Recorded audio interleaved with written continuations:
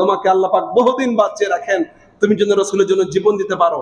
তার আগে তুমি বলো, রসুলকে ভালোবাসার অর্থ হইল রসুলের সমস্ত আচার আচরণ নিজের মধ্যে ধারণ করা, ঠিক না বেঠিক? আমি বললাম তাকিয়ে দেখো তো তোমার মধ্যে কি আছে রসুলের। বলছে হুজুর প্যান্ট তো এটা রসুলের পোশাক না। হুজুর যে গেঞ্জি পরছে, গেঞ্জির মধ্যে আবার স্টিকারের ছবি থাকে।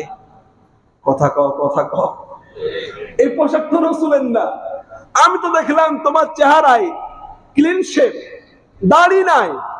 আর রাসূল বলছেন দাড়ি এটা কোনো সুন্নাহ বিষয় না, এটা ওয়াজিব বিষয়। সমস্ত উলামায়ে কেরাম ফতোয়া, ইজমা'i উম্মাহ, দাড়ি এটা ওয়াজিব বিষয়, তোমার মধ্যে এটাও নাই।